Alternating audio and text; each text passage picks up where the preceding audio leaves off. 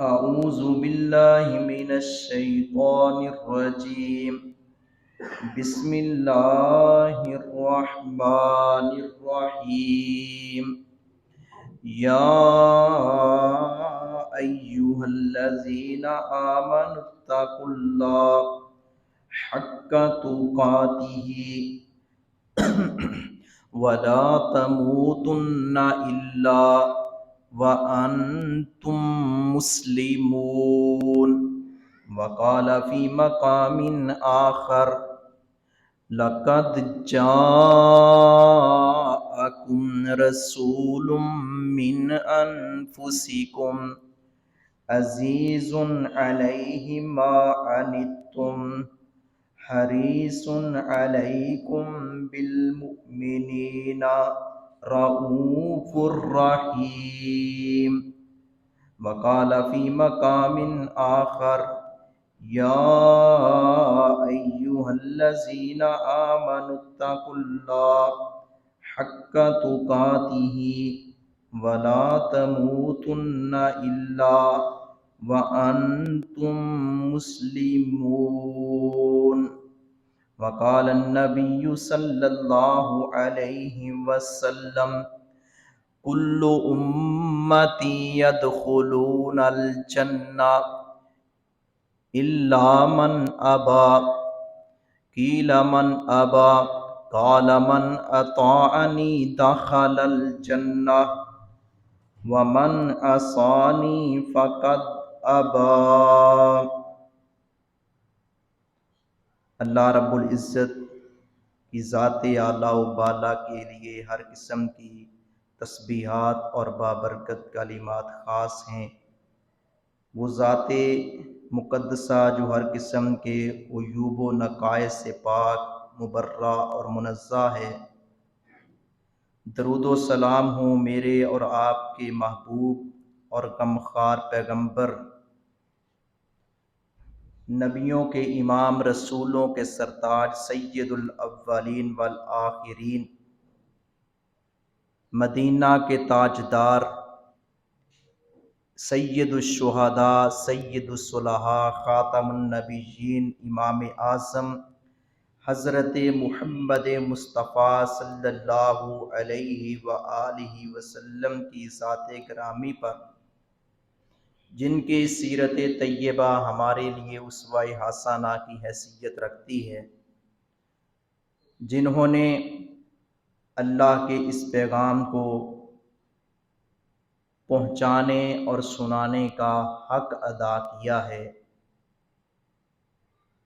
حضرات گرامی، گزشتہ خطبہ جمعہ میں ایک خط جو روم کی ایک وڈیرے کے نام نبی کریم صلی اللہ علیہ وسلم نے لکھا، اس کے حوالہ سے چند باتیں عرض کی تھیں، اسی کا بقیہ حصہ آپ کے سامنے گوش گزار کرنے کی کوشش کروں گا۔ اس مکالمے میں، اس گفتگو میں اور اس خط کے تناظر میں بہت سارے اسباق ہیں جن سے ہماری زندگی بہتر ہو سکتی ہے اگر ہم کوشش کریں اور سمجھیں اور اس کو دل میں جگہ دیں۔ یہ کوئی خط معمولی خط نہیں، یہ اسلام کی دعوت اور تبلیغ کے لیے لکھا گیا خط رسول اکرم صلی اللہ علیہ وسلم کی طرف سے، اور شاہ روم کے نام پر یہ لکھا گیا۔ میں نے عرض کیا تھا کہ خسرو پرویز کو بھی رسول اکرم صلی اللہ علیہ وسلم نے خط لکھا تھا، جو ایران کا بادشاہ تھا، جسے کسریٰ کہا جاتا تھا۔ اس نے وہ نامہ مبارک، وہ خط جو نبی صلی اللہ علیہ وسلم نے لکھا، جس میں ایک درد تھا کہ یہ اسلام قبول کر لے، اسلام کے سرکل میں داخل ہو جائے، اور پیارے نبی صلی اللہ علیہ وسلم یہی ایک تڑپ لے کر آئے تھے کہ ساری کی ساری دنیا، پوری انسانیت، حتیٰ کہ جنات بھی اپنا احتساب کریں، اسلام جیسے سچے اور سچے مذہب کو اپنا لیں اور جنت کے وارث بن جائیں۔ لقد جاءکم رسول من انفسکم عزیز علیہ ما عنتم حریص علیکم بالمؤمنین رؤوف الرحیم، کہ تمہارے اندر وہ نبی آئے ہیں، وہ رسول آئے ہیں جو جن کے نزدیک تمہاری جانیں بہت پیاری ہیں، اور اس رسول کو ایک ہی حرص ہے کہ وہ یہ ہے کہ ساری انسانیت وہ جنت میں داخل ہو جائے۔ وہ بڑے رحیم اور بڑے شفیق اور بڑے مہربان شخصیت ہے۔ یہ اس تڑپ کا اللہ رب العزت نے تذکرہ قرآن کریم میں صرف اس آیت میں نہیں اور کئی آیات میں کیا ہے۔ اور نبی اکرم صلی اللہ علیہ وسلم آپ ساری رات امت کے فکر میں گزار دیتے تھے، طویل ترین آپ قیام فرمایا کرتے تھے، حتیٰ کہ عرش والے رب عظیم نے فرما دیا فَلَا اللَّكَ بَاقِعٌ نَفْسَكَ عَلَىٰ آثَارِهِمْ إِن لَّمْ يُؤْمِنُوا بِهَٰذَا الْحَدِيثِ آسَفًا، کہ شاید پیارے نبی آپ اپنی جان کو اسی فکر میں گنوا دیں گے، اسی فکر میں کھپا دیں گے، اسی فکر میں اپنے آپ کو ختم کر لیں گے کہ یہ لوگ ایمان لے کر کیوں نہیں آتے۔ اس قدر فکر تھی پیارے نبی صلی اللہ علیہ وسلم۔ مگر ہم آپ کے امتی ہونے کا دعویٰ کرنے والے، ہمارے اندر کتنے مسلمان ہیں جن کے اندر یہ تڑپ موجود ہے، اور بہت تھوڑی تعداد میں، بہت تھوڑی سی فکر۔ ہم دنیا میں مگن ہو جاتے ہیں، مسجد سے نکلتے ہیں، باتیں سنی، ایک کان سے سنی دوسرے کان سے نکال دی۔ اور لوگوں کی تعداد کتنی ہے جو مساجد کا رخ کرنے والی ہے، جو دین کو سمجھنے والی ہے، دین کا مطالعہ کرنے والی ہے؟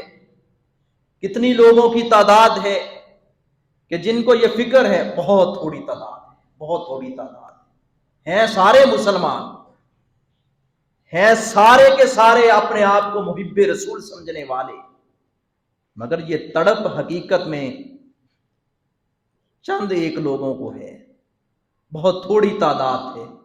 چند ایک لوگ ہی کہیں گے، بہت تھوڑی تعداد ہی کہیں گے، جب لوگوں کی اکثریت دنیاوی فسادات اور فتنوں میں جکڑی ہوئی ہے۔ نبی اکرم صلی اللہ علیہ وسلم کو یہ تڑپ تھی، اور آپ نے یہ روم کے اس وڈیرے کو جو خط لکھا تھا، فکر یہی تھی کہ یہ بھی اسلام قبول کر لے۔ آپ کو ترس آتا تھا اس پر کہ کہیں کل یہ جہنم کی آگ میں نہ جلے۔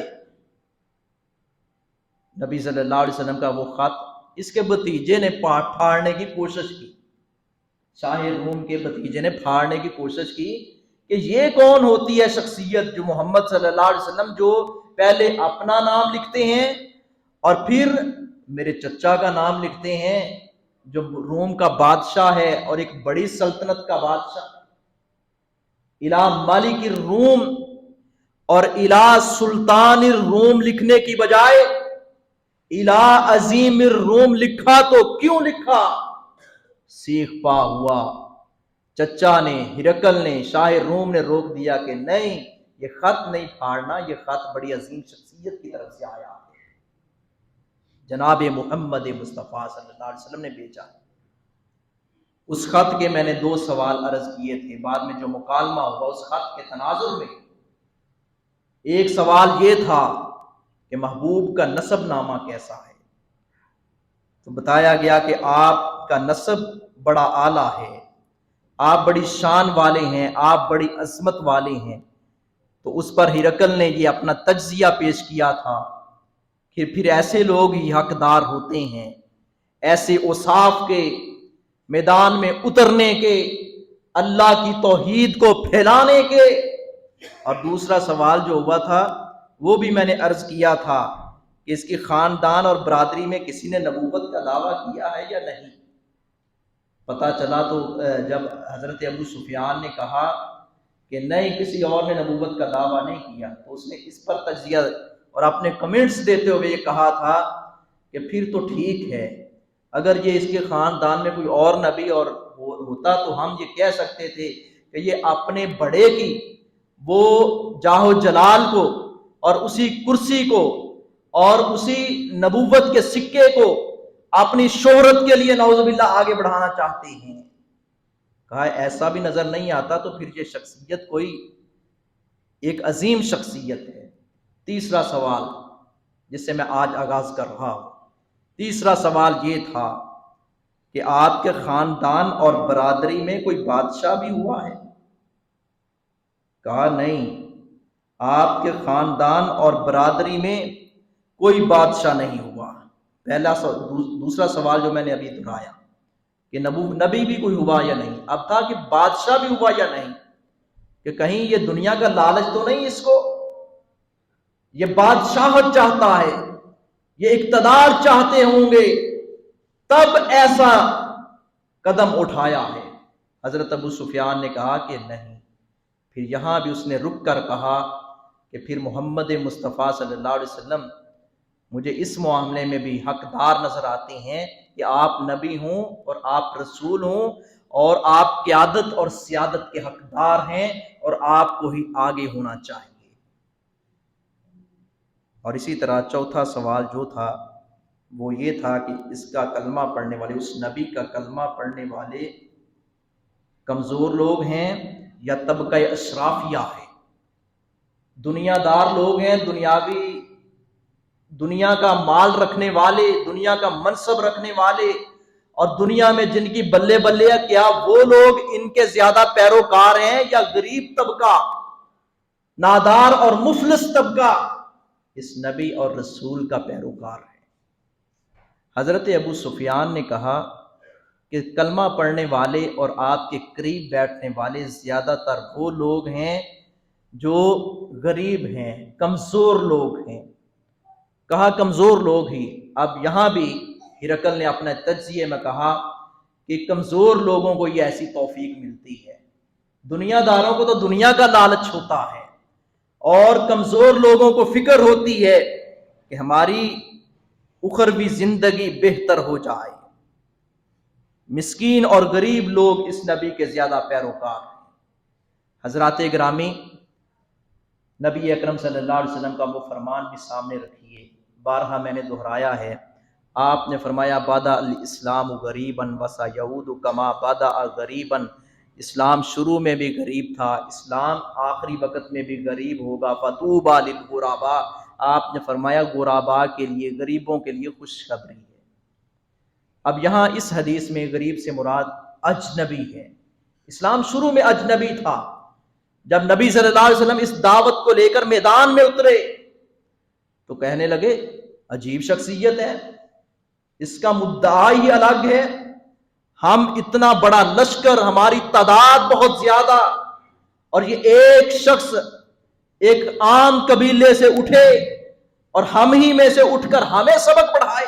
نعوذ باللہ اس طرح کے نازیب الفاظ کہیں کہ اگر نبی اور رسول بننا ہوتا، یہ اس روایت سے، اس مکالمے سے ہٹ کر میں وہ باتیں جو قرآن میں اللہ نے جگہ جگہ تذکرہ کیا ہے اور پیارے نبی صلی اللہ علیہ وسلم نے جس کی وضاحت فرمائی ہے اس سے ملتی جلتی ہے، میں جوڑنا چاہتا ہوں، آپ کے سامنے رکھنا چاہتا ہوں. یہ ایک ایسی شخصیت ہے جو ایک اللہ کی دعوت دے رہا ہے، ہم سارے کوئی کسی کو پوج رہے ہیں، کوئی کسی کو پوج رہے ہیں، کوئی کسی کو، سب کا نقطہ نظر ایک ہے اور ایک شخص اٹھ کر ہمیں سبق پڑھائے. پیارے نبی صلی اللہ علیہ وسلم کے بارے میں اس طرح کے الفاظ اور اس طرح کا اظہار تھا، اور آپ کی مخالفت میں انہوں نے ایڑی چوٹی کا زور لگایا کہ کسی طریقے سے محمد مصطفیٰ بیٹھ جائیں. آپ کو دنیا کی پیشکشیں اور آفریں بھی کی گئیں، آپ صلی اللہ علیہ وسلم کو مکہ کی حسین و جمیل عورتوں کی پیشکش کی گئی، آپ نے ساری پیشکشیں ٹھکرا کر فرمایا تھا چچا دائیں ہاتھ پر سورج لا کر رکھ دیں، بائیں ہاتھ پر چاند لا کر رکھ دیں، پر پھر بھی میں اس مشن سے باز نہیں آؤں. اور یہ وہ مشن تھا جو آپ سے پہلے بھی کم و بیش 1,24,000 پیغمبر اس مشن کو لے کر آئے، اور اسی مشن کو آگے بڑھانے کے لیے اللہ نے ختم نبوت کا تاج آپ کے سر پر سجایا. اسلام شروع میں بھی اجنبی تھا، اسلام آخر میں بھی اجنبی ہوگا. اسلام شروع میں قبول کرنے والے بہت تھوڑے لوگ تھے. آج اجنبی کا مطلب کیا ہے؟ شارحین نے اس کی وضاحت فرمائی ہے. اب بظاہر تو اسلام بہت پھیل رہا ہے، مگر ہم نام نہاد مسلمان، ہم سمجھتے ہیں کہ جمعے والے دن جمعہ پڑھ لیا یا نماز کے ٹائم پر نماز پڑھ لی تو ہم مسلمان ہیں۔ مسلمان ہونے کے تقاضے ہیں بہت سارے۔ مسلمان مطیع ہونے کا نام ہے، مسلمان فرمانبرداری کرنے کا نام ہے، مسلمان اللہ اور اس کے رسول کی غلامی میں زندگی بسر کرنے کا نام ہے۔ یہ نہیں مسجد میں تو مسلمان اور باہر جا کر فرعون اور قارون والی حماقتیں اور تکبرانہ انداز ہو، اسے مسلمان سچی بات ہے، یہ ایسا مسلمان سچا مسلمان ہو۔ کہیں ہم تو نہیں ان لوگوں میں شامل۔ آپ نے فرمایا آخر میں بھی اسلام اجنبی ہوگا۔ اب کتنے ایسے لوگ ہیں بڑے بڑے ڈگریوں والے، حتیٰ کہ جن کے اوپر بظاہر کئی ایسے ہیں جن کے اوپر دین کا لیبل ہے، اندر سے کھوکھلے ہیں، اور کئی ایسے ہیں بظاہر جو ہیں وہ دنیا دار ہیں، اندر سے بھی دنیا دار ہیں، بظاہر بھی دنیا دار، کوئی کسی طریقے سے دھوکہ دے رہا ہے، کوئی کسی طریقے سے دھوکہ دے رہا ہے۔ اسلام آخر میں بھی اجنبی ہوگا، یعنی اسلام کی جو روح ہے اس کو قبول کرنے والے، اسلام کی اساس اور بنیاد جو ہے اس کو قائم رکھنے والے، اقامت دین کا علم اٹھانے والے اور نفاذ اسلام کی اقامت دین کی بات کرنے والے، اسلام کے سچے وارث بہت کم ہوں گے۔ اسلام آخر میں بھی اجنبی ہوگا، یہ ہے۔ تو ابو سفیان رضی اللہ تعالیٰ عنہ سے یہ سوال کیا گیا کہ آپ کی دعوت کو ماننے والے کون سے لوگ ہیں؟ بلکہ ایک شخص آیا، یہاں مجھے ایک واقعہ یاد آ گیا، غالباً حضرت عمر بن ابسہ تھے جو اسلام قبول کرنا چاہتے تھے۔ اس وقت ابھی مسلمان بہت تھوڑی تعداد میں تھے، لوگ ڈرتے تھے، بہت سارے لوگ کلمہ پڑھنا چاہتے تھے لیکن ڈرتے تھے کہ مکے کے کافر کہیں ہمیں مار نہ دیں۔ یہ اس وقت کی بات ہے جب بلال رضی اللہ تعالی عنہ کو کوئلوں کے اوپر لٹایا گیا اور کہا بلال یہ کہہ دو کہ یہ اکیلا اللہ نہیں، وہ یہ فلاں فلاں بھی کارساز۔ حضرت بلال نے کہا نہیں، یہ وہ وقت تھا جب حضرت خبیب کو سولی پر چڑھایا گیا، یہ وہ وقت تھا جب آل یاسر کو تکلیفیں دی گئیں اور نبیوں کے اصحاب رسول کے سروں پر آرا رکھ کر سر کو چیرا گیا۔ حضرت سمیہ رضی اللہ تعالی عنہا کو ان کی ٹانگیں دو اونٹوں کے ساتھ، ایک اونٹ دائیں طرف ایک بائیں طرف، دائیں ٹانگ دائیں طرف والے اونٹ کے ساتھ، بائیں ٹانگ بائیں جانب کے اونٹ جو تھا اس کے ساتھ باندھی گئی، اونٹوں کو دوڑایا گیا۔ حضرت سمیہ رضی اللہ تعالیٰ عنہ پر ظلم کی انتہا کر دی گئی۔ سید الشہداء امیر حمزہ جیسے کس کس کی بات کریں، کئی ایسی شخصیات ہیں جن پر ظلم کیا گیا، جبر۔ یہ اس وقت کی بات۔ آپ نے حضرت عمر بن ابسہ کو کہا آپ کمزور ہیں، آپ اذیتیں ان لوگوں کی برداشت نہ کر سکیں گے، آپ 4 دن رکیں۔ اس میں کوئی حکمت تھی؟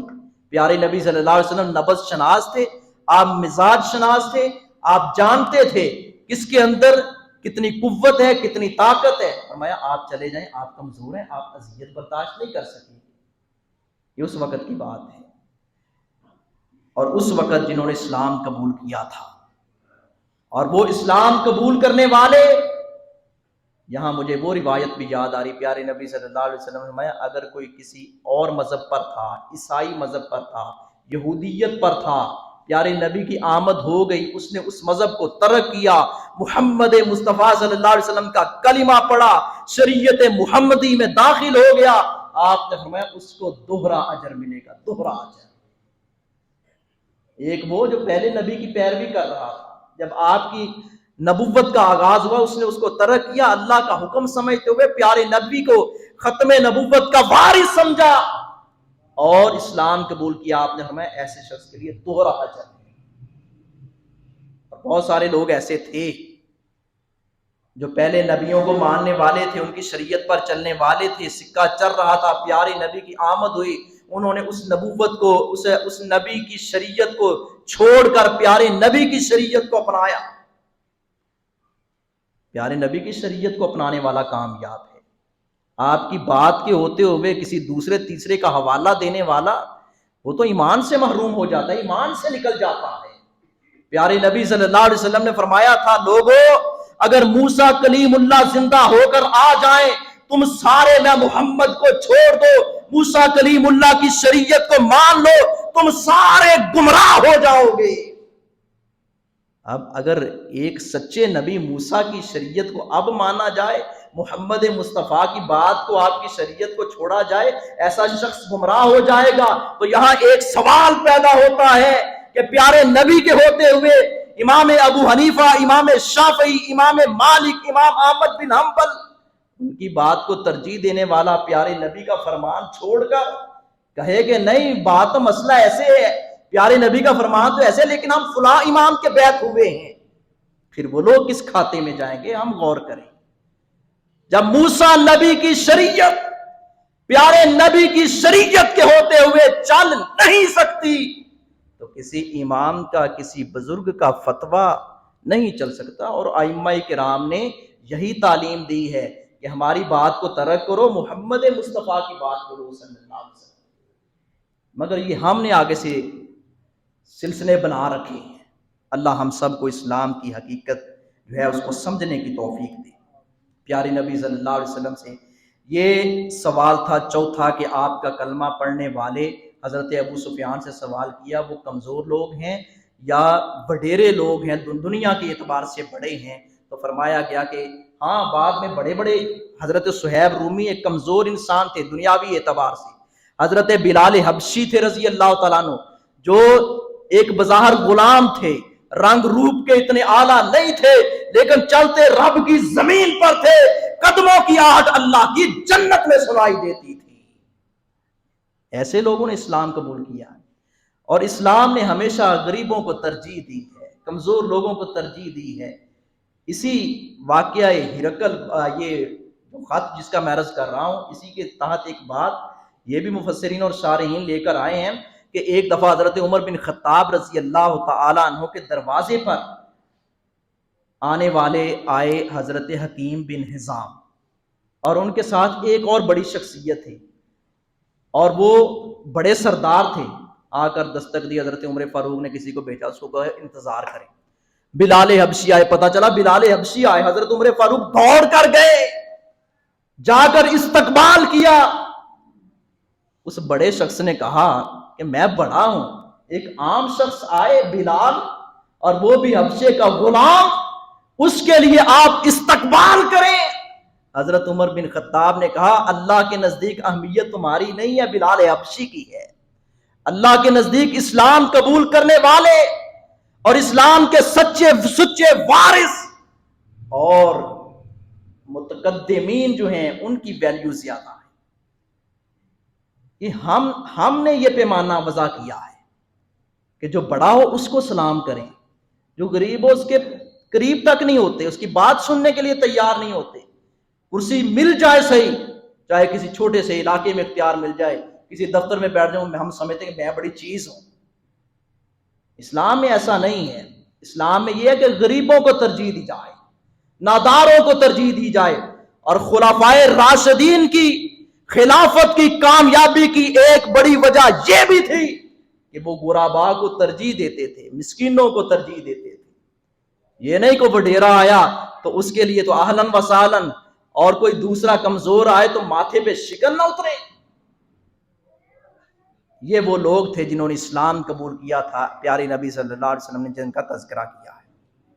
حضرات گرامی، یہ وہ سارا مکالمہ ہے جس کے میں نے 4 سوال ابھی تک عرض کیے ہیں۔ یہاں رک کر ایک بات عرض کرنا چاہتا ہوں۔ حضرت ابو سفیان رضی اللہ تعالی عنہ، جو مکالمہ ہو رہا ہے جن کا شاعر روم کے ساتھ، ہرقل کے ساتھ، حضرت ابو سفیان نے فتح مکہ کے موقع پر اسلام قبول کیا تھا، اور پیارے نبی صلی اللہ علیہ وسلم کے سچے شیدائی پروانے اور متوالے بنے، اور پیارے نبی کی ایک ایک اشارے پر جان دینے کے لیے تیار ہو جاتے تھے۔ حضرت ابو سفیان وہ تھے جنہوں نے اپنی بیٹی سیدہ ام حبیبہ کا رشتہ پیارے نبی کو دیا تھا۔ گویا کہ حضرت ابو سفیان پیارے نبی کے سسر بنے۔ بڑی شان والے ہیں، بڑے مقام والے ہیں. کئی اصحاب رسول تھے جو جب تک اسلام قبول نہیں کیا تھا پیارے نبی کی مخالفت میں انہوں نے ایڑی چوٹی کا زور لگایا، لیکن جب اسلام کی محبت دل میں گر گر گئی اور پیارے نبی سے سچی اور والہانہ محبت رسوخ پکڑ گئی، پختگی پکڑ گئی، پھر پیارے نبی کے لیے اپنی جان نچھاور کرنے کے لیے، اپنے بچے قربان کرنے کے لیے تیار ہوتے تھے. ان میں حضرت ابو سفیان بھی تھے. حضرت ابو سفیان کو اس لیے گالی دی جاتی ہے کہ وہ حضرت امیر معاویہ کے والد محترم تھے رضی اللہ تعالیٰ. امیر معاویہ بھی وہ ہیں جو کاتب وحی تھے اور پیارے نبی کے صحابی تھے جن کے لیے پیارے نبی نے دعائیں کی تھی اور آپ نے بشارتیں سنائی تھیں. یزید کا معاملہ ایک الگ ہے. اس کا مطلب یہ نہیں کہ حضرت امیر معاویہ کو ہم برا بھلا یزید کے تناظر میں کہنا شروع کر دیں. میں کوئی یزید کی شان بیان کرنے کے لیے یہاں کھڑا نہیں ہوا، لیکن بات ہے امیر معاویہ کی جو محمد مصطفیٰ کے سچے صحابی تھے. پیارے نبی فرما رہے تھے عبداللہ جاؤ جا کر امیر معاویہ کو بلا کر لاؤ، جبرائیل امین آئے ہیں، امیر معاویہ کو بلائیں، وہ وحی لکھیں آ کر. یہ وہ امیر معاویہ حضرت ام حبیبہ کے بھائی ہیں، حضرت ابو سفیان کے بیٹے ہیں. ام حبیبہ رضی اللہ تعالیٰ عنہ پیارے نبی صلی اللہ علیہ وسلم کی زوجہ محترمہ تھی. حضرت امیر معاویہ آپ کے برادر نسبتی تھے. حضرت ابو سفیان آپ کے سسر تھے.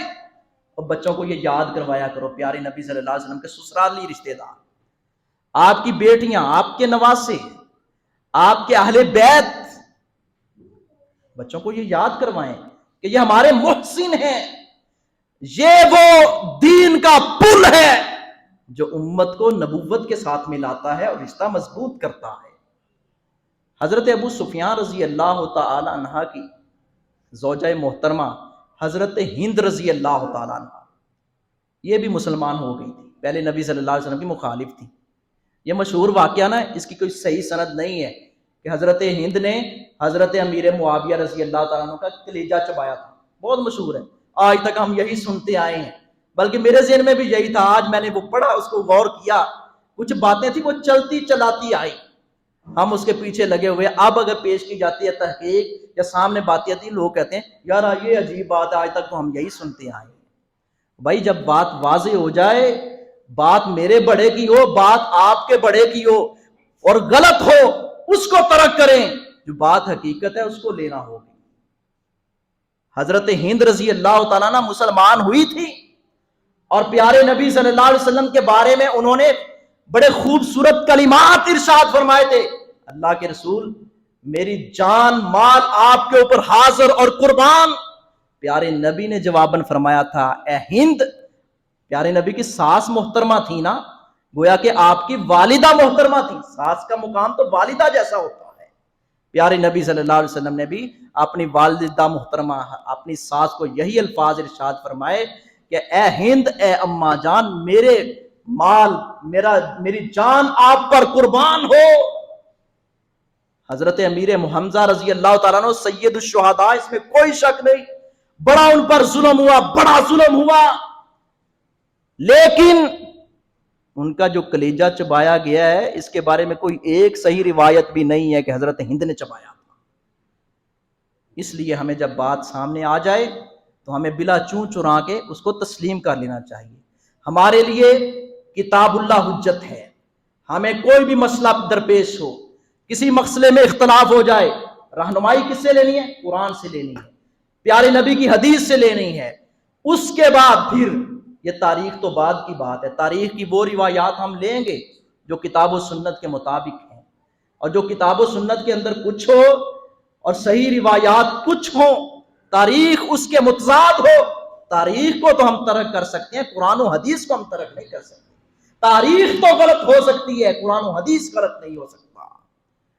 حضرت ابو سفیان رضی اللہ تعالیٰ عنہ کے بارے میں، کبھی حضرت ہند کے بارے میں، کبھی حضرت امیر معاویہ کے بارے میں بعض بدتمیز، بد زبان، جن کی زبانوں کو لگام نہیں دی جاتی، دینے نہ دینے والے بھی مجرم ہیں، اہل اقتدار اور جو زبانیں حرکت میں آتی ہیں یقیناً ان پر اللہ کا غضب ہوگا۔ اسلام کی تاریخ یہ بتاتی ہے جس نے بھی کسی صحابی کے بارے میں یا اہل بیت کے کسی ایک فرد کے بارے میں بھی نازیبا الفاظ کہے، اللہ نے بسا اوقات اس کو دنیا میں عبرت کا نشان بنا دیا۔ اللہ ہم سب کو ان مقدس ہستیوں کا ادب کرنے کی توفیق عطا۔